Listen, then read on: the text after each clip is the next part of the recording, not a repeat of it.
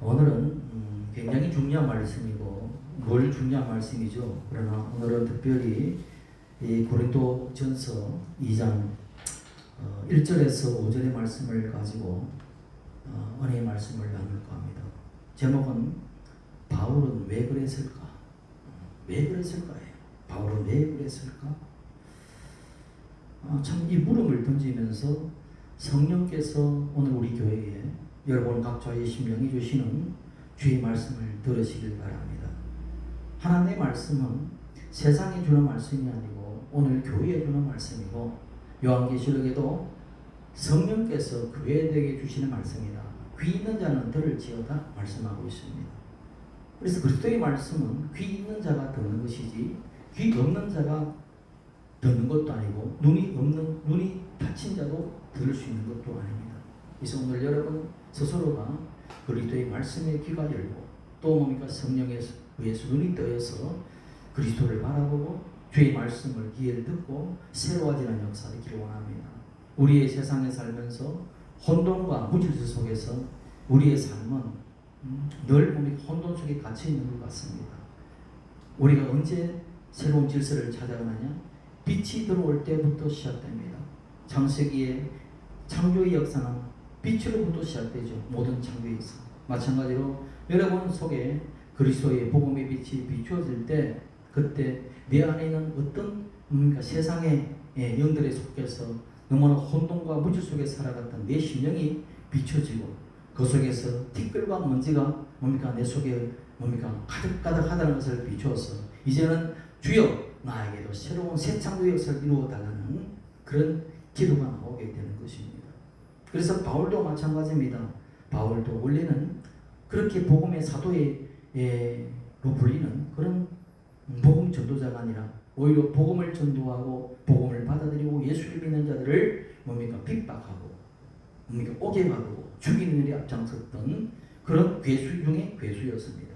그런데 이 바울이 다메섹에서 예수님을 만나고 어떻게 그렇게 갑자기 돌변이었을까?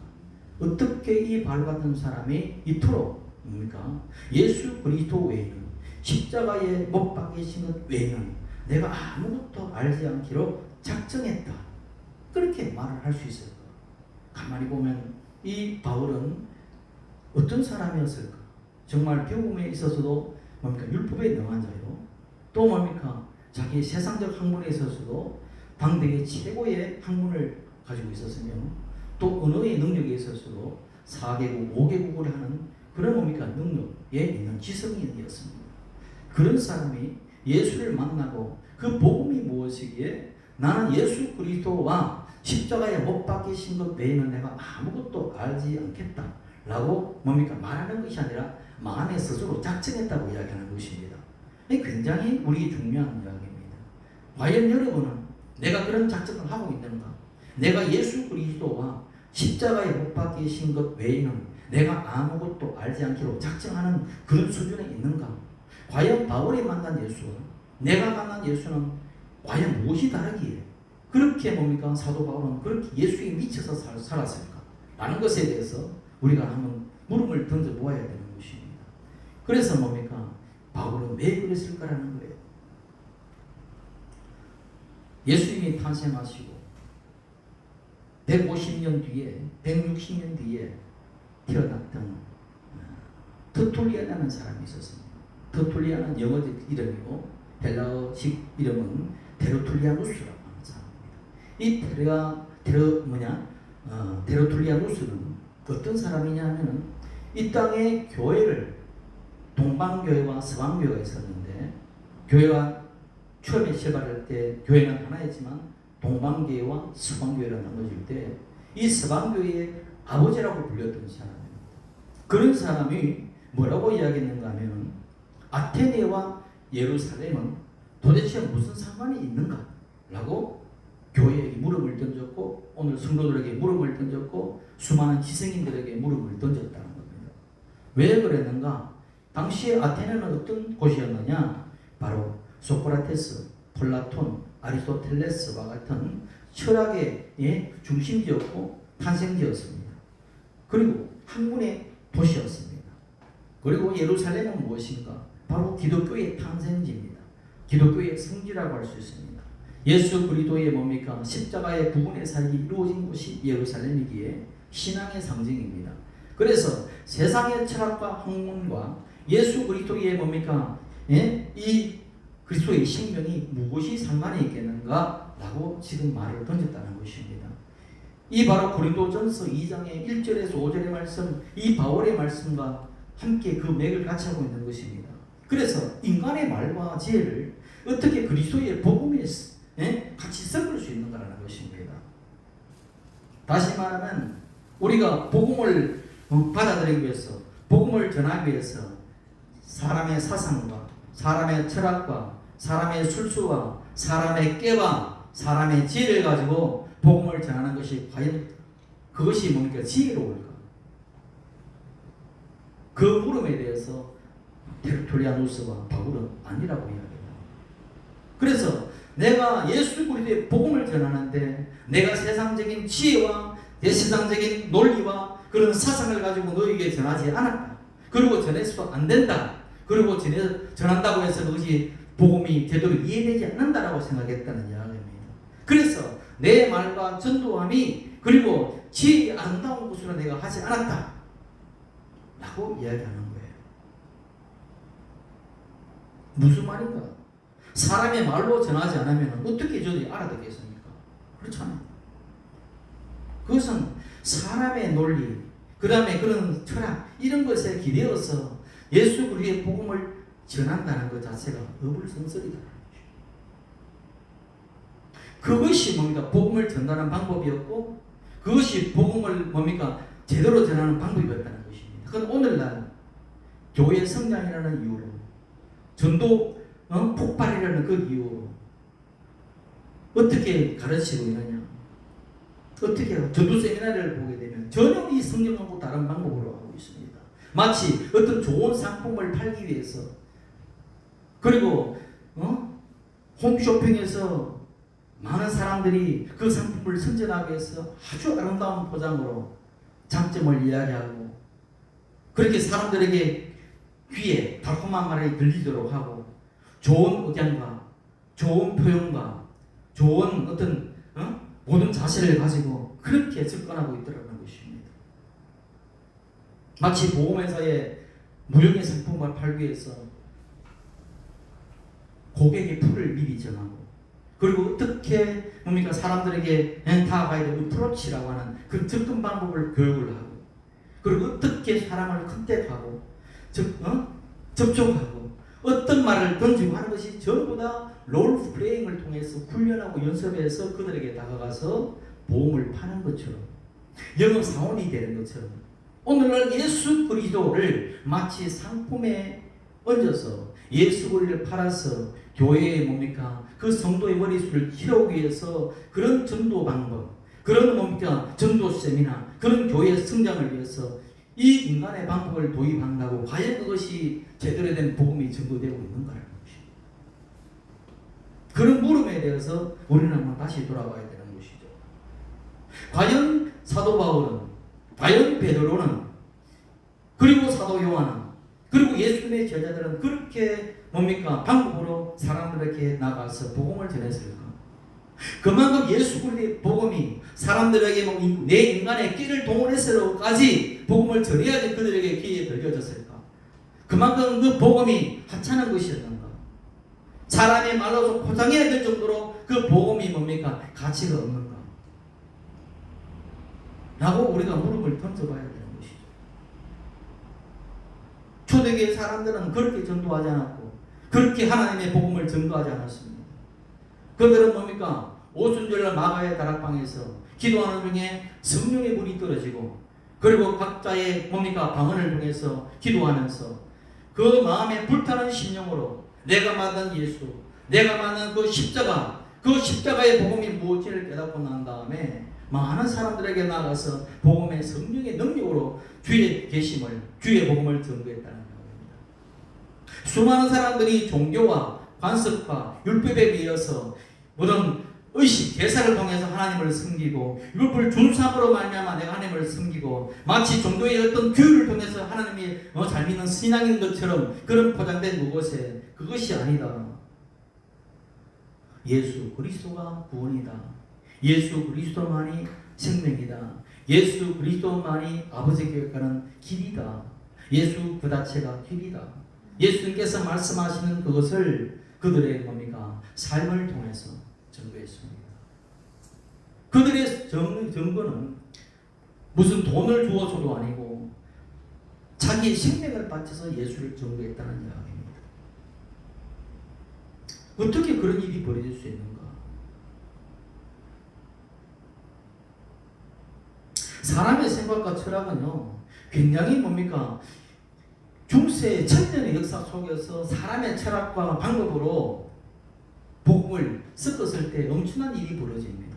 그것이 뭐냐면 오직 선행으로 구원받는다. 이런 논리가 적용되는 거예요. 정말 그렇습니까? 오직 선행으로 구원을 받는다. 네가 이렇게 못하면 너는 지옥 가. 네가 이렇게 나쁜 짓 하면 지옥 가. 이것은 모든 세상의 종교들이 말하는 그런 논리죠. 복음은 그렇지 않습니다.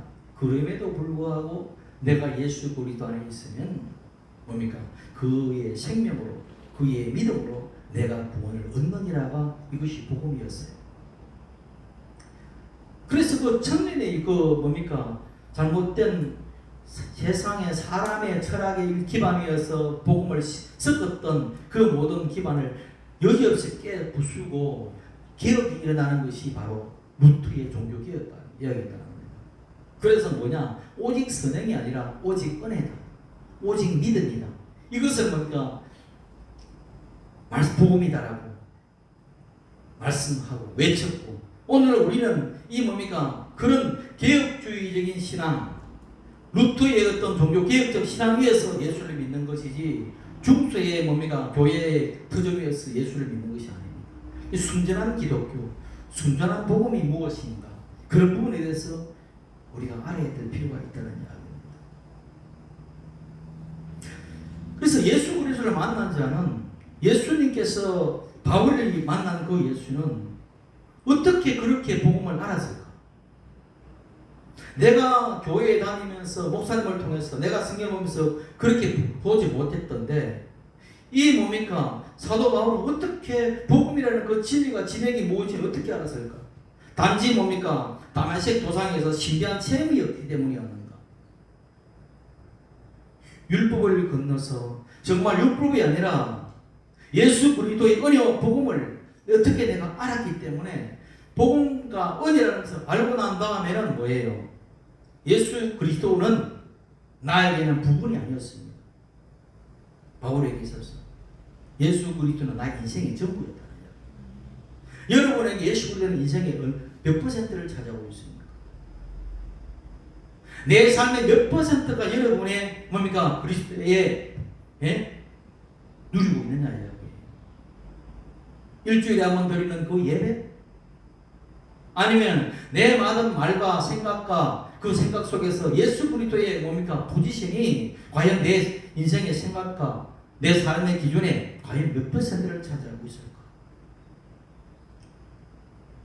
그것이 여러분의 믿음의 분량이고 그리스도의 분량이지요. 예수를 제대로 만났고 복음을 제대로 깨닫고 진리를 아는 자들은 예수 그리스도가 내 모든 것이었고 지식의 전부고 내 삶의 전부고 알의 전부고 내 부의 전부고 하나님의 말씀의 전부였다는 것을 사실은 이 말씀 속에서 알았다. 내가 어느 정도의 말씀의 지식을 알고 그걸 지식으로 안다고 해서 아는 것이 아니에요. 내 모든 삶의 패러다임이 정말 내가 예수 그리스도를 이렇게 내가 생각하고 누리고 있는가에 대해서 내 스스로에게 질문을 던져보라는 이야기입니다. 오늘 설교는 그런 질문들을 끊임없이 내 안에 던져보아야 된다는 이야기입니다. 내가 과연 종교인인가? 아니면 내가 예수 그리스도를 만난 자로서의 생명인인가? 바울은 예수를 만나고 난 뒤에 돈을 구하지 않았습니다. 보세요. 내가 배고픔에도 처하고 부함에도 처하고 그리스도를 만난 후에 그 모든 부와 그 빈 속에서도 모든 곳에서도 자유함을 내가 누렸다고 이야기해요. 근데 여러분은 그 자유함을 누리고 있는가? 있으면 행복하고 없으면 불행한 그런 처지에서 과연 내가 진리를, 바른 진리를 내가 누리고 있는 것인가 봐야 된다. 정말 내가 생각하고 있는 그 진리라는 것이 내가 성경에서 말하는 그 진리하고 너무 다르다는 것을 알게 될 거예요. 내가 이제까지 종교생활을 하는 것은 아닌가? 바울은 그랬어요. 예수를 만나고 진리를 알고 복음을 알고 난 다음에는 내가 이렇게 아무것도 알지 않도록 작성했고 내가 구하는 것도 돈도 구하지 않았습니다. 바울은 자기의 명예를 구하지 않았습니다. 권력 자리도 구하지 않았습니다. 하다못해 교회의 정치적 헤게모니인 뭡니까? 교회의 수장 자리도 탐내지 않았습니다. 왜 그랬을까요? 그리고 그리스도를 전한 예수의 복음을 전하는 어떤 인간적 방법도 구하지 않았어요. 그냥 오직 예수 그리스도만 눈에 보였다. 그리스도만 생각하고 구했다는 이야기입니다. 이것이 정말 그리스도를 만난 자의 모습입니다. 이런 모습이 나에게 있는가? 오늘 우리가 누리고 있는 그리스도와 그 옛날 사도 바울이 누렸던 그리스도는 무엇이 달랐기에 그렇게 뭡니까? 내가 생각하는 건 너무나 차원이 다른가? 오늘 우리 현실 속에서 만나는, 교회 속에서 만나는 수많은 그리스도인들의 모습들이, 구하는 그런 기도들이 과연 성경에서 그런 우리가 성경의 성배요 또 믿음의 본을 보였던 그 수많은 사도들에게 그 모습 속에서 비추는 그 모습과 무엇이 다른가? 그들이 만난 예수는 왜 그렇게 달랐고 우리의 그 예수는 왜 이렇게 약한 모습인가? 다른 것들 우리가 한번 돌아봐야 될 필요가 있다는 것이죠. 오늘 우리는 그리스도를 누리고 있을 때에 어떻게 누리고 있는가 한번 보라는 것입니다. 내가 예수를 믿어도 마치 뭡니까? 바알에게 찾아갈 때는 세상에 하늘에 비를 내려달라고 바알에게 찾아가고 또 뭡니까? 우리 이 세상에 몸의 기쁨과 쾌락을 누리기 위해서 아사리를 찾아가고 하는 것처럼 예수를 찾아오는 이유가 내 세상에 있는 부와 내가 원하는 명예와 내가 생각하는 권력과 내가 세상에 누리는 그 어떤 세상의 것들을 취하기 위한 수단으로 예수를 내가 모신 것은 아닌가? 예수가 좋아서인가? 아니면 예수를 통해서 세상의 것을 구하기 좋기 때문에 내가 예수를 취하는 것인가? 한번 물어봐야 돼요. 예수께서 내가 내 병을 고쳐주기 때문에 예수가 다 좋았다인가? 예수께서 내 병을 고치지 않아도 예수 그리스도께서 내게 영원한 생명을 주신 그 예수 그리스도로 말미암아 나는 기뻐하고 찬양하리라인가? 나에게 뭡니까? 우리의 양이 없어도 외양간에 소가 없어도 여호와를 인해서 기뻐하리라는 하박국의 선지자의 그런 뭡니까? 깨달음의 고백과 그런 마음들이 없는가? 아니면 주 예수가 내가 예수 이름으로 기도할 때 먹을 것도 주시고 돈도 주시고 명예도 주시고 권력도 주시고 학교에 다니는 입학도 잘하고 그런 목적 때문에 누렸다면 그것은 예수를 목적이 아니었고 내 세상을 위해 취하게 하는 수단으로 누렸다는 이야기입니다. 과연 그렇게 믿는 예수가 내가 진리를 만났다고 할 수 있겠는가라는 물음이에요. 여러분에게 보배가 무엇인가라고 물었을 때 예수 그리스도 자체가 보배인가? 아니면 예수 그리스도를 통해서 세상 것이 마음껏 주어지는 그런 알라딘 램프의 요정이처럼 느껴지는 예수이기 때문에 예수가 보배인가? 한번 스스로 공부를 봐야 돼요.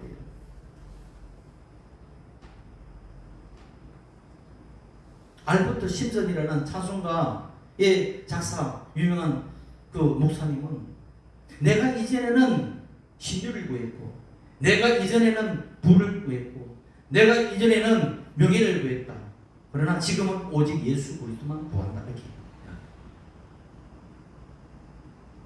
진리를 아는 자의 그 가치는 예수 그리스도를 통하여 예수 무엇을 주어졌어의 기쁨이 아니라 예수 그리스도 자체가 나에게 오므로 말미암아 기쁨이 되었다는 그것이 들어올 때 그 기쁨이 있을 때 그 진짜예요. 아니면 내가 만난 예수는 수단으로 누릴 하나의 부분입니다. 예수는 그리스도다. 예수 그리스도는 그래서 나의 보배다라는 그 보배라는 의미가 나에게 수단으로 다가와서 내 욕망을 채워주는 하나의 능력자이기 때문에 예수가 보배인 것. 다시 여러분에게 비유해 드릴게요. 서로의 부부가 남녀간에 만났어요. 한 여자는 이 남자의 얼굴에 미남이라서 난 좋아했고, 좋은 학벌이 있어서 좋아했고, 돈이 많아서 좋아했어요. 근데 어느 날 갑자기 얼굴이 화상을 입어서 얼굴이 이그러졌고, 사회 부도가 나서 쫄딱 많은 돈도 없고 건강도 됐어요. 그러면 내가 원했던 것은 얼굴이 잘생긴가, 그리고 돈, 그리고 그 사람의 학벌, 그 모든 것이었는데 그것이 다 떨어지고 난 다음에 그 사람을 진짜 사랑했는가라고 물었을 때, 그 진짜 사랑하면 그건 사랑이에요. 그것이 떨어졌을 때 과연 그 사람을 사랑할 수 있을까? 과연 예수 그리스도가 그렇게 우리에게 어떻게 다가오는 것인가?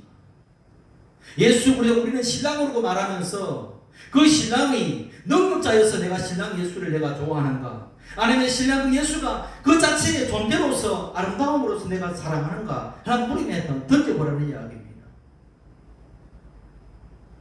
내가 신부라면, 그리고 예수님이 신랑이라면, 여러분이 만약에 신랑이고 어떤 사람이 신부라면 그 신부가 내 조건을 가지고 나를 사랑한다면 그 신부에 대해서 어떤 감정이 있을까요? 그래도 나를 사랑하니까 만족하겠습니까? 이 여자는 내 조건 보고 사랑해. 기만당하는 느낌이 없을까요? 그것이 우리의 실제인 것입니다.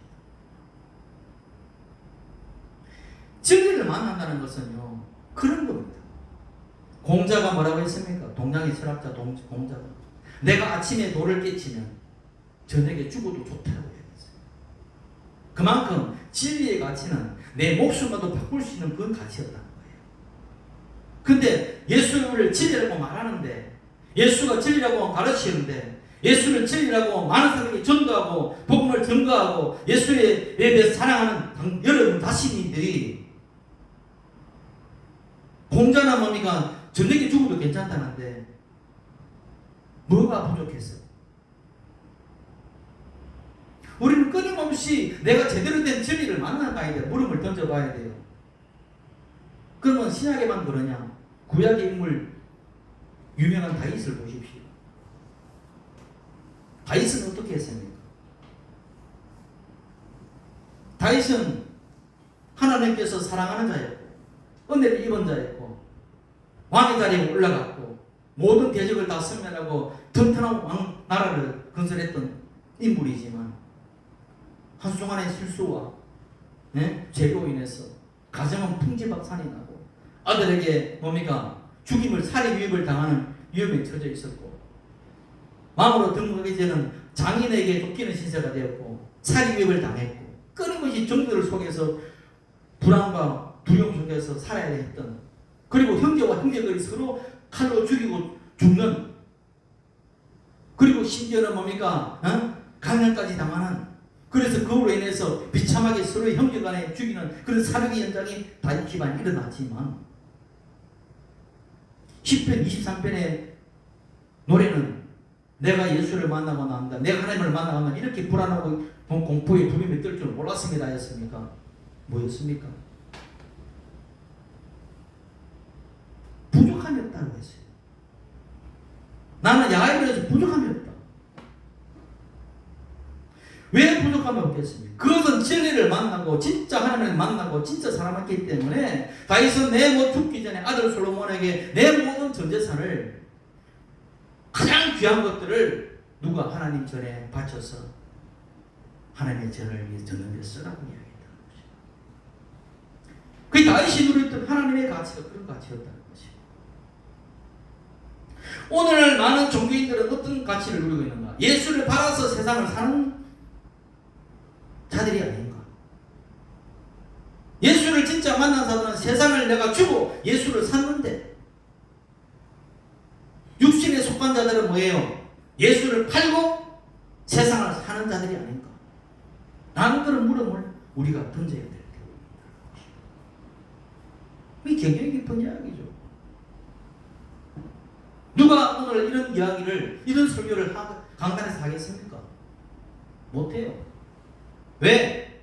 자기의 민낯이 드러나니까.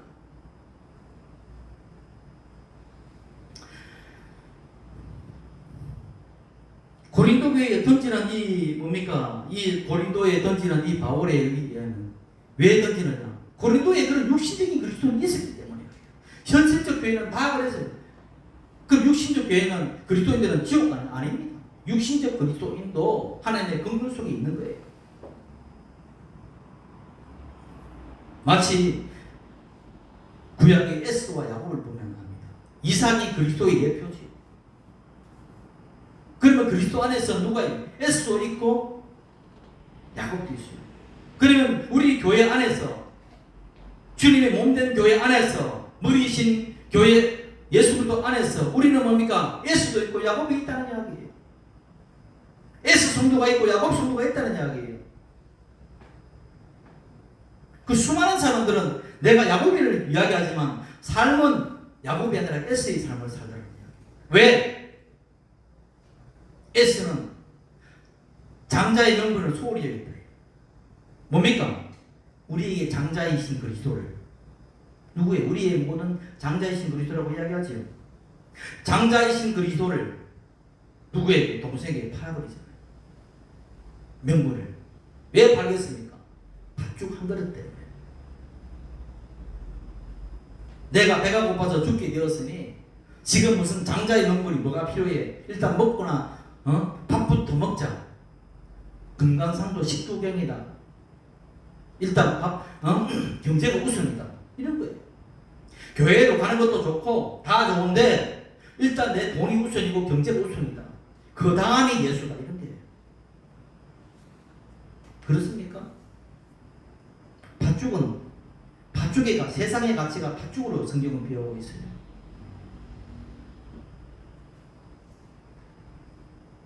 그러면 내가 진짜 뭡니까? 야곱의 영을 가지고 있는가? 아니면 에스의 영을 가지고 있는가? 이런 물음에 대해서 오늘 물음을 던지는 것입니다. 그래서 제목이 바울은 왜 그랬을까? 이 물음에 나는 왜 그랬을까? 내 신앙은 지금 어떤 모습일까라는 것을 던져야 될 부분이 있는 것입니다. 바울은 예수 그리스도를 지금 이 세상과 앞으로 올 그 내세의 모든 것에 예수 그리스도를 모든 것으로 여겼다는 것입니다. 그래서 그를 놓고 그 안에 사는 것이 최고였어요. 그게 인생의 목적이었고 그 최고의 기쁨이었어요. 근데 여러분은 그렇게 기쁨으로 누리고 있는가?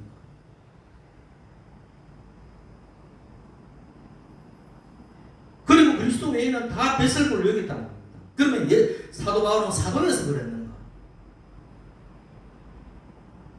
사도만 그러고 평신도 그러면 안 돼요? 아니잖아요. 성경에는 뭐라 그럽니까? 너희가 그리스도의 분량까지 어떻게 하라? 잘할지니라. 그리스도의 분량까지 잘할지니라 했잖아요. 그럼 그리스도의 분량까지 잘한다는 것은 그리스도의 생각을 가지고 있어야 되고, 그리스도의 말을 가지고 있어야 되고, 그리스도의 능력도 가지고 있어야 되고, 그리스도의 가치도 가지고 있어야 되고, 복음의 가치가 사도들이 누렸던 그 모든 가치를 내가 잘할 수 있도록 주님께 강구해야 되죠. 우리는 그런 지도가 아니라 세상을 구하고 있다는 이야기입니다. 오래전에 뭡니까? 우리의 모든 기도는 천국이 아니라 쓰레기통에 있다는 것 들어봤죠? 왜? 복음의 가치를 몰라서 제대로 구할 것은 구하지 않고 구하지 않아도 될 것을 구하기 때문에 그렇다는 겁니다. 이제는 생명의 교회는 그런 기도보다는 정말 내가 구할 것이 무엇인지에 대해서 구해야 되는 것이죠. 빌립보서 3장 7절에서 9절을 한번 보겠습니다. 빌립보서 3장 7절에서 9절.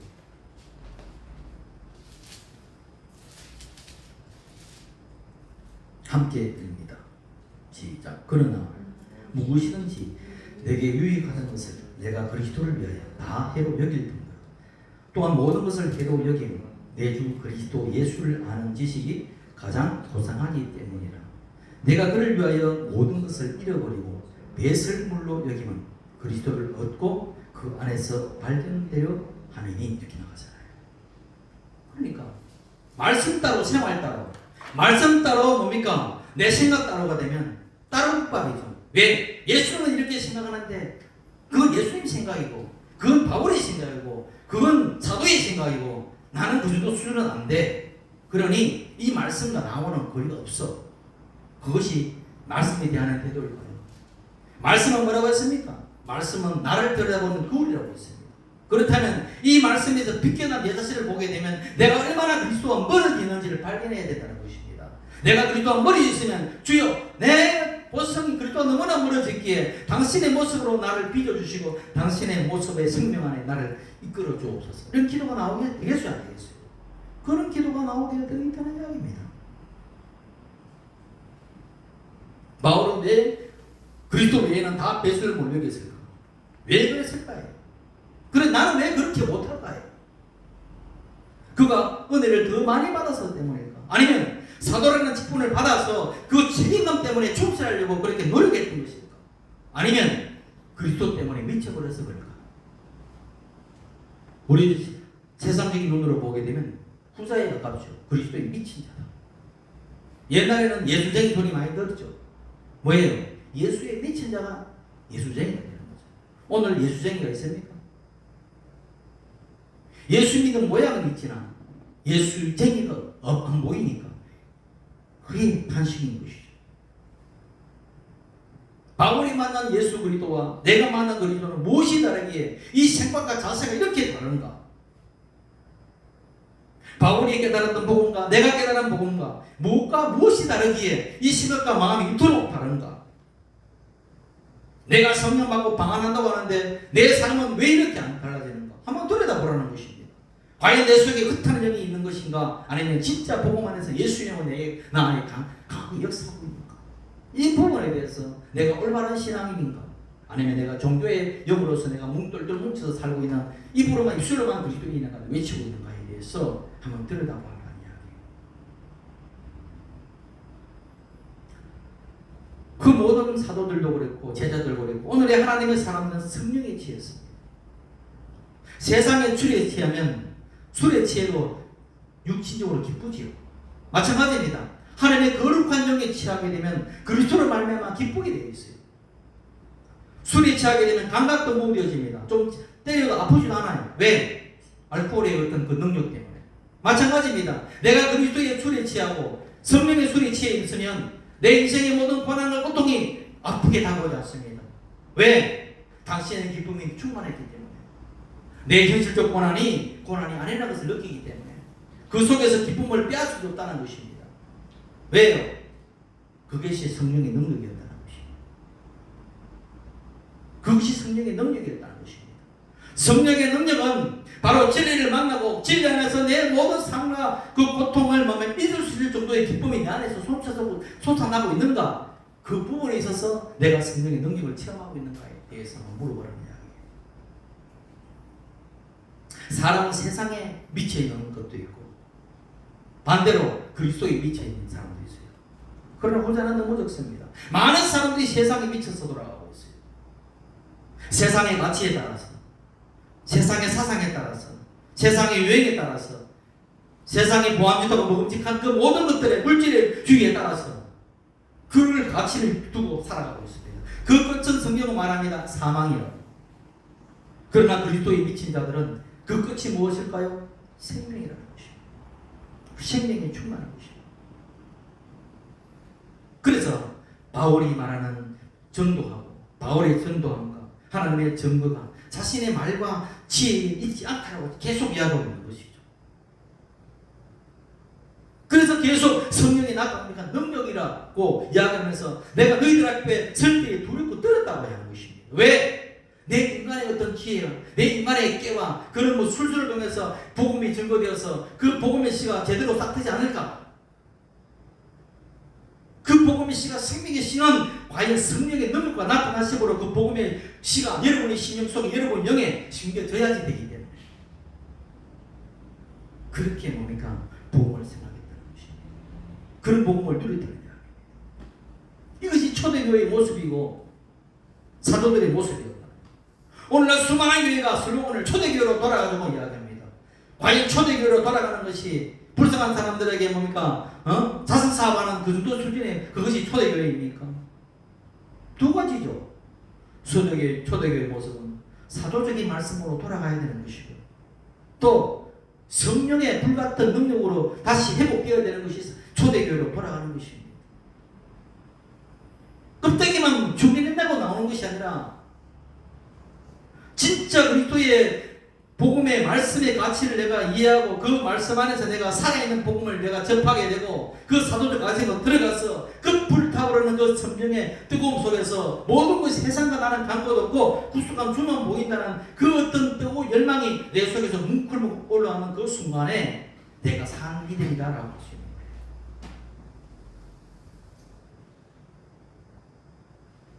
오늘날 수많은 그리스도인들은 바리새 교인들이 많습니다. 왜? 종교의 어떤 학습에 의해서 주일 성수해야 돼, 11조 드려야 돼, 헌물해야 돼, 봉사해야 돼. 그것이 하나님의 기뻐하는 율법적으로는 맞아요. 바리새인들은 그렇게 안 했습니까? 금지 11조를 드리면서 안식일은 뭡니까? 철두철미하게 지키면서 절기는 절기마다 철저하게 지키면서 그렇게 살았던 자들. 그러나 예수님에게는 그에게는 책망당하는 책망의 대상이었습니다. 오늘날도 마찬가지죠. 과연 누가 진짜의 어떤 복음을 가지고 있을까? 세상의 교회의 역사를 보고 종교의 역사를 보면 사도들은 세상과 자신을 던졌습니다. 세상과 자신을 현실자처럼 던졌어요. 예수를 만나고 난 다음에. 그리고 난 다음에 그리스도를 찾고 그리스도를 전했어요. 그것이 마치 밭에 감춘 보화를 발견하고 난 다음에 내 모든 것을 재산을 팔아서 그 밭을 샀다라고 하는 예수님의 비유입니다. 그 보화는 그리스도였다는 것이죠. 그런데 종교는 어떻습니까? 그리스도를 주고 세상을 취하는 것이죠. 예수를 이용해서 내 뭡니까? 돈벌이 이용으로 가치를 누리는 것입니다. 누가 진짜일까요? 우리는 세상에 살지만 이 세상에 속하지 않았다. 그 말은 뭐예요? 세상의 가치 따라, 세상의 유행 따라, 세상의 철학 따라, 세상의 뭡니까? 옳다고 하는 그 어떤 뭡니까? 가치에 따라서 사는 자들이 아니다. 너희는 어디에 속했다? 하나님의 자녀다. 하나님 나라에 속했다. 세상 사람들이 꿈꾸는 그 꿈대로 사는 자들이 아니라 하나님 나라의 백성으로서의 꿈을 꾸는 사람이었다는 거예요. 이것이 뭐예요? 우리 존재의 어떤 가치에 대한 변화, 생각의 변화, 마음의 변화. 예수를 여전히 믿어도 예수를 이용해서 세상을 추구하고 세상을 취하려고 한다면 나는 예수로서의 그리스도, 육적인 그리스도는 될 수 있지만 신령한 야고보의 어떤 그리스도를 누리지 않고 있다는 이야기예요. 진짜 예수 자체를 내가 사랑하고 그분으로 인해서 기뻐하는 그 신앙이 아니라 변질된 그리스도, 변질된 기독교에서 내가 지금 종교놀이 하고 있다는 것이 나옵니다.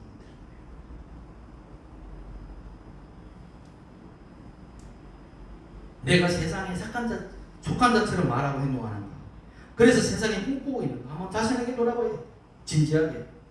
예수님이 내 안에 계시다면 내 안에 주님이 나를 통해서 무엇을 꿈꾸고 원하시는가에 대해서 깊이 고민해야 될 필요가 있는 것이죠. 이런 물음이 없다면 여러분은 죽은 믿음이죠. 이런 물음이 없다면 육에 속한 자이죠.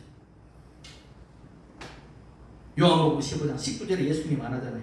너희가 세상에 속하였으면 세상의 것을 사랑할 것이나 너희는 세상에 속한 자가 아니요 도리어 내가 너희를 세상에서 택하였기 때문에 세상이 너희를 미워하다. 세상이 여러분이 세상이라는 것은 세상의 가치를 따라가는 그 모든 부류를 이야기하는 것이죠. 세상의 가치를 따라가는 그 모든 사람들이 여러분을 좋아하고 내가 사랑하는 내가 심각하게 고민해야 돼요. 나도 똑같은 세상임을 가지고 있지 않은가. 이것이 고린도 교인들에게 던졌던 질문입니다. 그 똑같이 오늘 우리 교회에 던져야 돼요.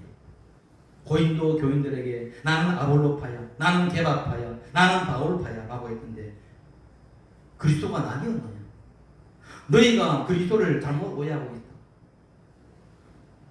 하나님의 복음을 사람의 일로 바꾸어서 정치적으로 생각하고 있다. 다 사람들은 그렇게 보고 있다. 초대 교회 안에서도 그런 모습이 있었다. 고린도 교회가 어떤 교회입니까? 방언하지요, 예언하지요, 능력이 행하지요. 엄청난 은사가 쏟아지는 교회였습니다. 그럼에도 불구하고 너희는 육신에 족한다. 내가 신령한 말로 하지 않고 너희는 전문을 아예 수준으로 내가 말하는 것은 이렇게 나옵니다. 왜? 너무나 복음을 모르기 때문에, 너무나 예수 가치를 모르기 때문에. 여러분, 우리 귀는 그리스도 때문에 세상의 눈물도, 세상에 기물이 있는가에 대해서 한번 생각해 봐야 되죠. 여전히 내가 세상에 눈 떠 있고 세상의 길을 세우고 있는가? 진리의 말씀은 생명의 칼이라고 합니다. 그래요. 생명의 칼은 뭡니까? 의사가 칼을 들고 있으면 사람을 살리지만 강도가 칼을 가지고 있으면 사람을 죽이는 것입니다. 똑같은 칼이지만 하나님의 말씀도 마찬가지입니다. 하나님의 말씀도 성령에 의해서 성령의 사람이 주어지면 여러 사람을 살리지만 이단과 악한 영에 의해서 하나님의 말씀이 오용되면 여러 사람을 죽입니다. 그래서 하나님의 말씀은 우리의 혼과 영과 관절과 골수를 쪼개기까지 한다라고 이야기하죠. 그러면 생명의 칼은 혼은 뭐예요? 우리의 생각에, 우리의 마음에 세상으로 가득한 생각과 그 마음들을 도려낸다는 이야기입니다. 왜? 하나님의 말씀이 들어가니까. 내가 잘못된 생각, 잘못된 가치관으로 내가 생각했구나 라고 도려내서 그 안에 누구의 생각을 집어넣습니까? 예수 그리스도의 생각이 다시 생명으로 살아나도록 암덩어리를 드러내는 거예요. 그리고 그 혼에 그리스도의 생명을 이식시키고, 그리고 난 다음에 그리스도의 말을 하고 그리스도의 꿈을 꾸게 만들어버린다. 생명의 칼은 성령에 의해서 주어지고, 그래서 우리의 죽은 심령이 살아나는 거예요. 그리고 우리를 아름다운 그리스도로 조성시키는 것이죠. 관절과 골수를 쪼개는다는 것은 우리의 손과 발과 모든 행동의 양식이 이제 주님의 손과 발이 되어서 그의 뭡니까? 몸이 되어서 당신의 뜻대로 움직이게 되는, 몸 따로 마음 따로 생각 따로 머리 따로 하면 어떻게 되겠습니까? 교회의 머리는 그리스도이고 몸은 여러분이라고 했는데, 내가 이리로 가자고 머리는 이야기하는데, 내가 똑바로 걸으라고 예수님은 지시하는데, 내 수족이 병들으면 비틀비틀 그리고 중병도 환자가 하는 것이죠. 오늘은 수많은 교회가 그리스도의 생각과 머리로 인정하지만 내 삶이 수족 안에서 뭐니까 병들어 있어서 내 삶은 똑바로 걸으라는 예수의 말씀을 듣고도 비틀거리며 살아가는 존재가 아닌가? 그러면 말씀에서 수술을 받아야 되는 것이죠. 누구에 의해서? 성령의 손에 잡혔습니다. 이 칼이 강도의 소리에 들어가면 여지없이 사람을 해치고 있습니다. 누가 강도인가? 예수님은 그것이 마귀라고 했죠. 세상에 있는 지배당하는 그 강도를 이야기하는 것입니다. 이런 자들은 양을 살리는 것이 아니라 양을 잡아서 자신의 양식으로 삼는 자들이죠. 오늘 수많은 사람들이 부흥이 살아는 이름을 가지고 얼마나 많은 양들을 잡아먹습니까? 이런 자들은 양을 살리는 것이 아니라 양을 잡아서 자신의 양식으로 삼는 거예요. 이 칼은 수많은 이단자들의 손에 들어가서 어리석은 영혼들을 유혹하고 홀려서 자기들의 먹잇감으로 삼는, 겉으로는 양의 팔을 쓴 이리의 모습으로 나아가는 것이죠. 그들만 그러느냐? 과연 나는 예수 그리스도의 말씀을 내가 생명의 칼로서 누리고 있는가? 아니면 내 탐욕의 도구로 사용하는 칼로 사용하고 있는가? 이런 부분에 대해서 내가 한번 물어보려고.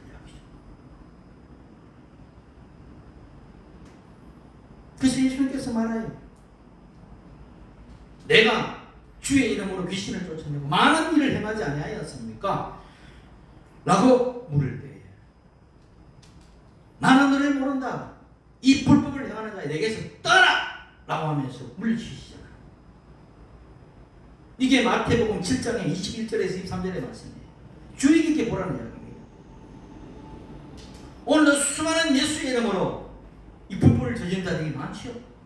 왜? 자기의 탐욕의 도구로 포장을 했어. 아니면 그들입니까? 나는 아닐까요? 라는 물음에 대해서 한번 던져보라는 이야기죠. 그래서 교회의 역사를 보게 되면 생명의 칼을 든 자도 있고 강도의 칼을 든 자도 넘쳐나는 것입니다. 정치 권력과 종교 권력이 서로 협잡해서 수많은 사람들을 죽고 죽이는 십자군 전쟁이 벌어지는 일들이죠. 예수 이름으로 십자가 문양을 가지고 나가서 사람을 돌격하고 살겠다. 뭐예요? 그들은 예수 이름을 가지고 자기의 폭력의 도구로 사용해버리는 것이죠. 그들만 그럴까요? 내 인간의 가난함 속에서 그런 예수의 영이 짐승이 없을까요? 한번 돌아보라는 이야기예요. 정말 내가 예수를 만난 자인가? 내가 정말 장자로서의 그리스도를 추구하고 있는 것인가? 아니면 팥죽한 걸 위해서 내가 장자에서 그리스도를 팔는 그런 예수의 망인된 영을 가지고 있는 것인가? 내가 육신에 속한 자인가? 아니면 영한 자에 속한 자인가? 이런 물음이 오늘 우리 예가 순봉교회에 성령께서 던지는 물음이라는 것입니다. 거기에 대해서 여러분 답은 자신이 알 겁니다. 부디 육신에서 성령으로 거듭나서 신령한 자를 되어서 야곱의 영으로 따라가기를 예수 이름으로 축원합니다. 말씀은 거울입니다. 거울은 남을 비추는 것이 아니에요. 자신을 비추는 거울입니다. 말씀 안에서 자신을 비춰서 그리스도 안에서 자신이 발견되지 못하면은 그리스도 안에서 있는 그리스도 안에 있고 그리스도를 사랑하는 내 자신이 있지 못하면은 빨리 죽기로 노력해야 돼요. 뭘 회개해야 될까요? 내가 잘못된 실수를 회개하는 것이 아니라 내 마음가짐이 진짜 예수를 사랑하는가? 예수를 이용해서 세상 것 아니면 내 것을 채우기 위해서 내 만족을 위해서 예수를 사랑하는가? 라는 부분에 대해서 한번 돌이켜서 그것이 아니라면 진짜 예수를 사랑하지 않는다면 사랑하지 못하는 내 옛 본성에서 주님 돌이키기를 원합니다라는 그런 진정한 내 안에서 새로운 거듭남이 필요한 것이고 이 진정한 회개인 것이죠. 우리가 그리스도를 바라보면 주님은 다가오십니다.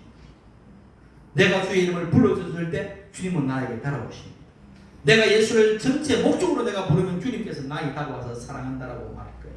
그러나 예수를 내가 이용하려고 하면 주님께서는 물론 오시겠지만 예수님은 기뻐하지는 않을 거예요. 여러분 진짜 예수를 사랑하기를 축원합니다. 그리고 다가오셔서 우리에게 말씀하실 거예요. 내가 너에게 숨을 불어준 것이며 숨을 내시며 그 숨은 예수님의 숨은 생기였습니다. 예수의 그리스도의 숨은 성령의 생기였다는 거예요. 그래서 뭐라고 합니까? 요한복음 20장 22절에 성령의 충만함을 받아라. 성령을 받아라. 그래서 나에게 거룩한 영을 부으시고 생기를 부으셔서 내가 세상의 영을 따르지 않고 하나님의 영을 따르고 그리스도의 영을 따라가서 그 성령의 기쁨 속에서 내 인생에서 생명을 기원하는 그런 승리의 삶. 세상으로서 성공하는 자가 아니라 하나님 나라에서 성공자로 설 수 있도록 주님께서 만들어가는 것입니다. 그런 역사를 이루어내기를 예수 이름으로 축원합니다. 기도합시다. 할렐루야. 우리 하나님 아버지 은혜와 사랑에 감사합니다. 바울은 왜 그랬을까? 나는 이 아버지 질문을 나에게 한번 던져봤습니다. 아버지 하나님 우리가 얼마나 우리 속에서 예수를 믿는다고 하지만 거룩한 영 속에서 우리 자신을 기만하고 속이면서 아버지 그릇된 행실을 아버지 거룩한 것으로 포장한 채 살았 그 위선을 아버지 하나님의 말씀 속에서 우리가 들춰봅니다. 우리 하나님 아버지요 진정으로 하나님을 사랑하라 이웃을 사랑하는 그 계명이 율법 안에서가 아니라 주 예수 그리스도께서 아버지 하나님을 죽도록 사랑한 것처럼 아버지 하나님이여 당신의 자녀들을 내 죽기까지 사랑한 것처럼 그 예수 그리스도의 그 거룩하신 영원한 생명이 우리 안에 들어와 우리의 삶의 존재를 녹여내는 그래서 바울이 왜 그랬을까라는 그 고백같이 내가 그리스도 안에서 발견되어서 그리스도처럼 우리도 저 사람은 무엇이길래 예수를 저렇게 예수 때문에 미쳤을까라는 그런 아버지의 예수쟁이 소리를 듣는 그런 참 성도인으로 참 기쁨의 사람으로 참 성령의 사람으로 변화되고 축복받는 인생 되게 하옵소서. 예수 그들을 만들어 기도합니다. 아멘. 할렐루야.